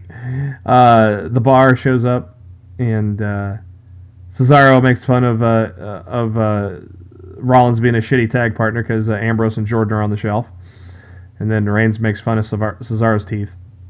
And Rollins yells "nice skirt" as they cut away. It's kind of they kind of cut to commercials. So you didn't quite get the whole thing in there, but Rollins throwing a dig at Sheamus there. That's all to set up Reigns and Sheamus later on in the evening. Yeah, I did actually speculate at that point if the bar was going to cost Rollins the main event, which would have set Rollins and a tag partner up against the bar at Elimination Chamber, but well, that didn't happen. God, who would they even I tag don't him know.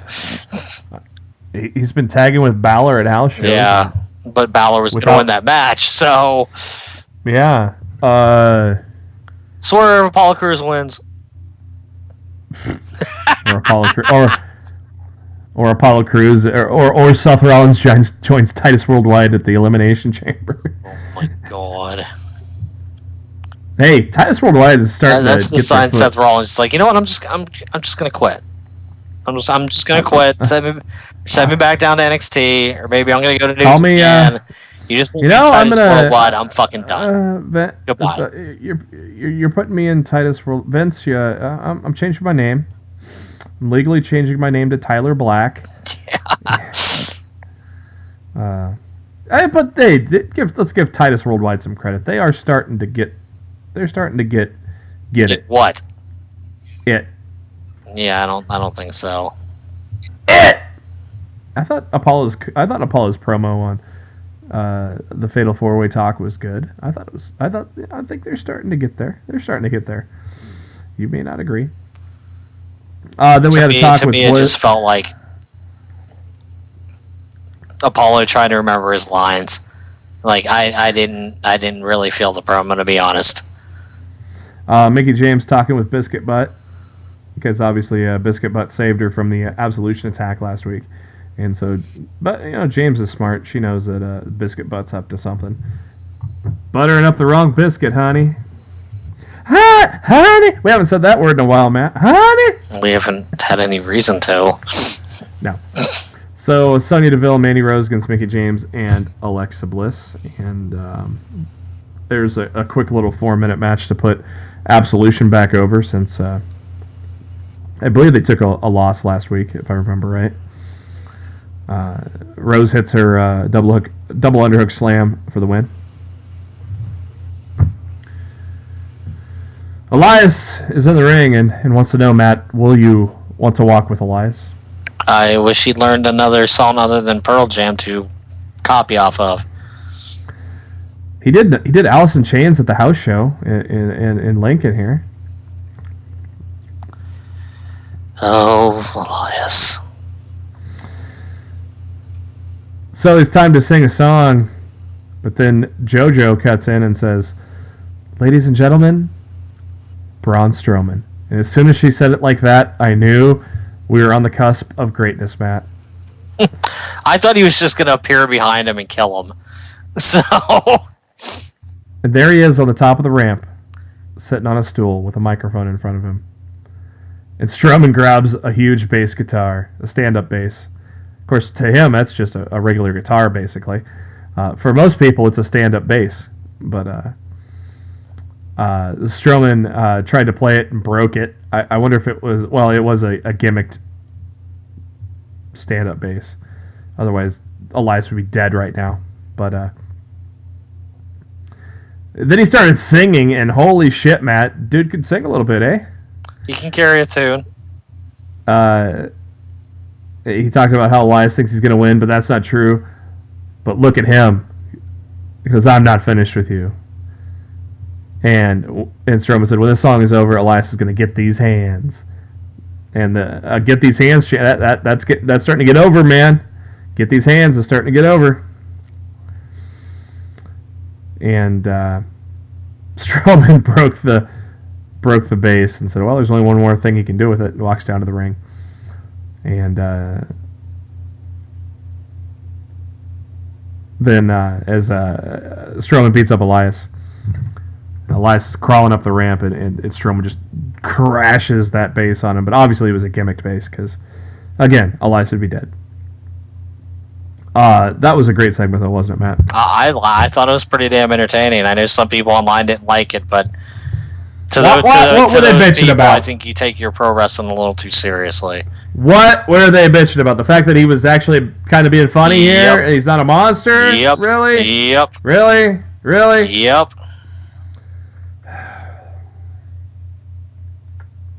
Like I said, people just looking for shit to bitch about, man.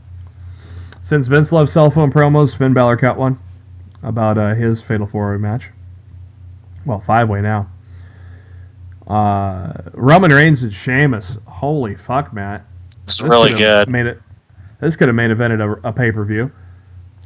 They've always worked well together. So I guess it really shouldn't have been a surprise that they still got it as far as their chemistry goes. A lot of great near falls, but how about that spear to end it, man? That was pretty nice. Pretty good. Good. They show the Hall of Fame induction video for Ivory. Then up next, main event, Fatal 5-Way. Between Bray Wyatt, Matt Hardy, Apollo Crews, Seth Rollins, Finn Balor. And as Fatal 5-Ways go, I think it was a lot of fun. Very entertaining. Oh, gee, I bet $1 million that there would be a Tower of Doom spot, Matt. Good thing I bet on that. Are you getting sick of the Tower of Doom like I am, Matt? But yet the crowd pops, so it's like, yeah, that's over, pal, even though we do it every fucking time. I don't mind it. I don't know. It's just... It's a multi-man match spot that I have come to expect. So it doesn't bother me. It drives me nuts that it's in every fucking one. Anywho. So after they teased the Tower of Doom and it got flamboozled. And JB cheered. Yeah, it's not gonna happen. I popped for the false Tower of Doom spot. I popped.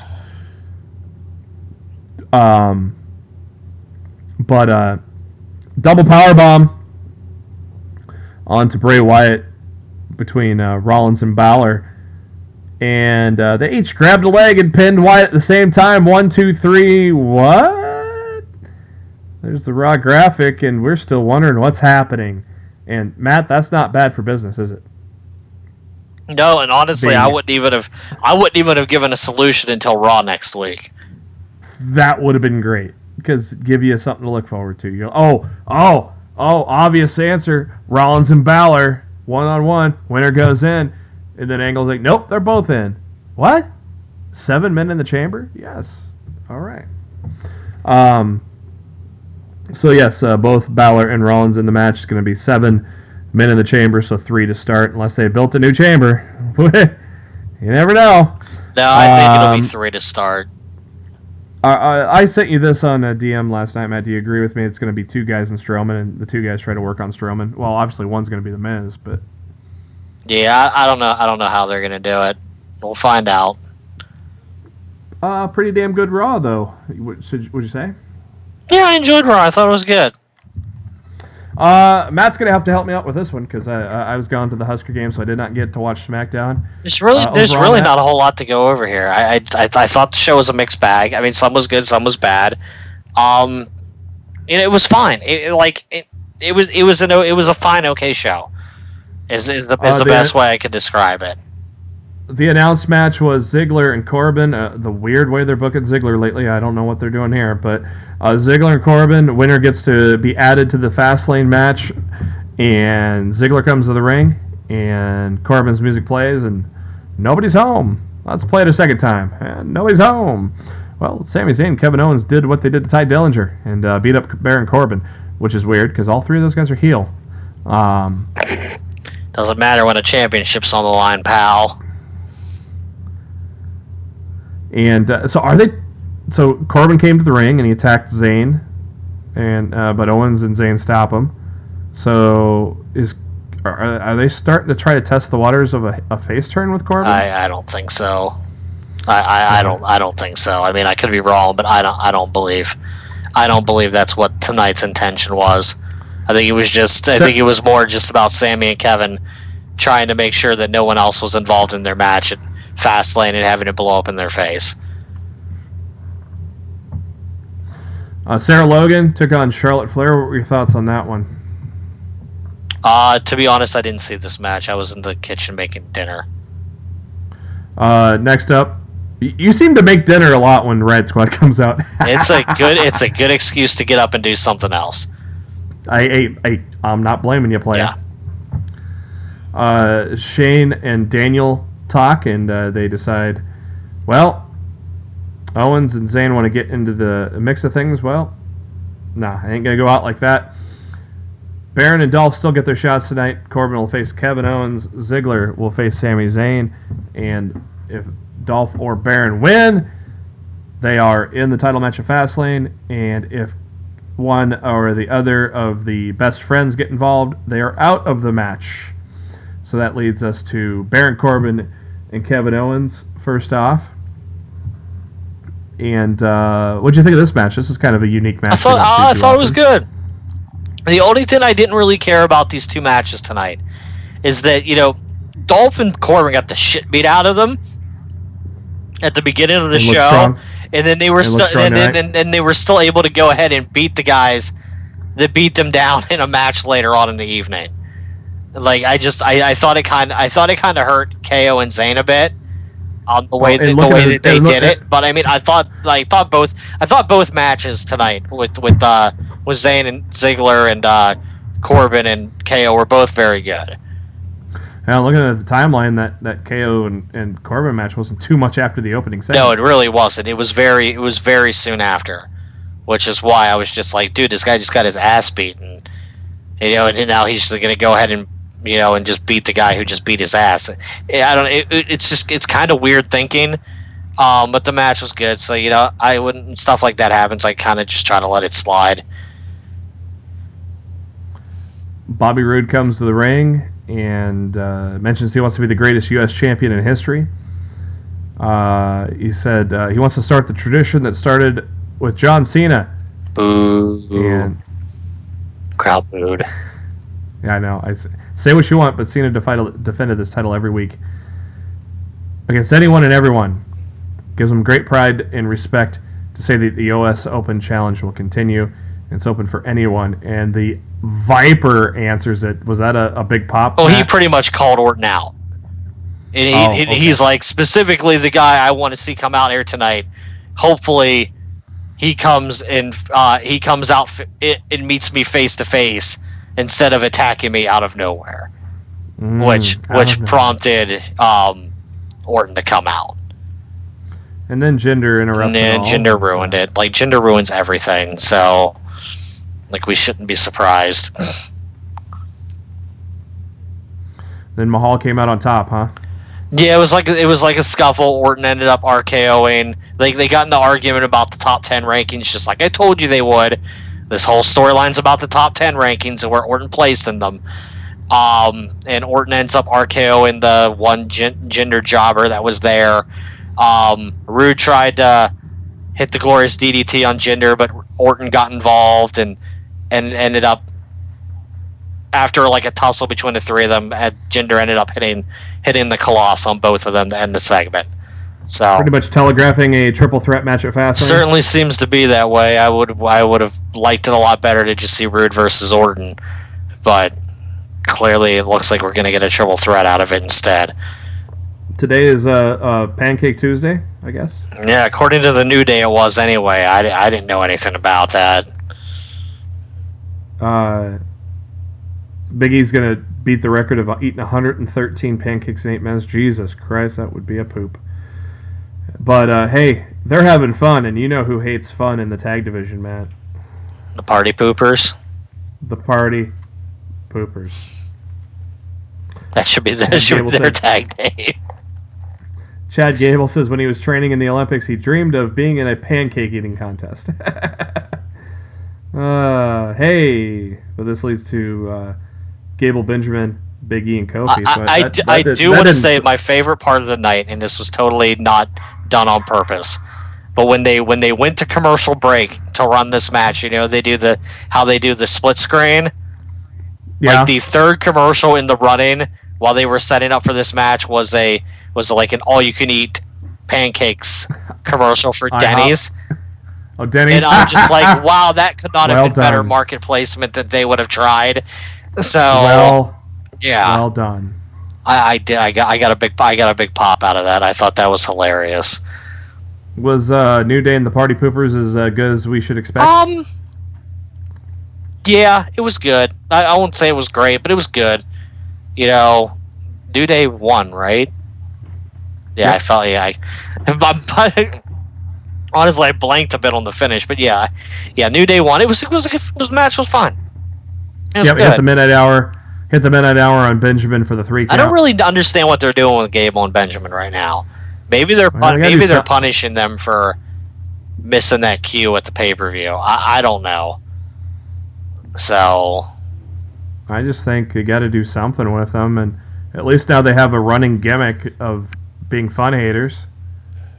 So it's better than a kick in the nuts. Yeah, at least you're on TV. Ziggler is interviewed by Renee Young, and she asked him about being away. Dolph says he has to be more selective about picking his spots.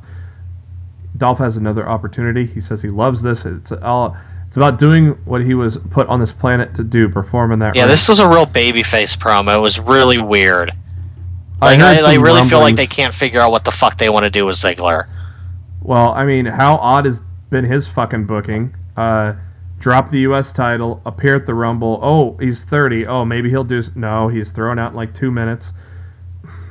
Now he has a shot to be at WrestleMania, or a chance... Well, not WrestleMania, but Fastlane. But obviously, Fastlane, you're in that main event. That's your ticket to get into one of the main events at WrestleMania. It's just weird. It's just weird booking. I feel like Corbin's eating the pinfall at Fastlane. That's my early pick for who Styles is going to beat. I think it's going to be Corbin. Seems the safe pick since he has had a little heat. Honestly, it should be KO or Zayn just to end that feud and move on from it. But just something tells me that it's going to be Corbin. What'd you think of Ziggler and Zayn? I thought it was a really good match. They had a good false finish when Ziggler hit the zigzag and Sammy kicked out at 2. And I said, well, you're going to have to super kick him. And about 4 minutes later, super kick 1, 2, 3. So the ultimate Scrabble match between Zayn and Ziggler. End of the dictionary. Honestly, it was a good match. If you're looking to see a good wrestling match and you didn't see it, go out of your way to go check the match out. They actually, those two work really well together. So it was a fresh matchup too. Yeah, not one that I can remember seeing. I mean, they might have done it in the past, but not that I can recall off the top of my head. So it was long enough that it felt fresh. So, and I don't mind fresh. I don't either. That's going to do it for this edition of Lost in the Midcard. Thank you to SpiderDuck.net for being our host, enabling us to be on iTunes and any of your favorite podcasting apps.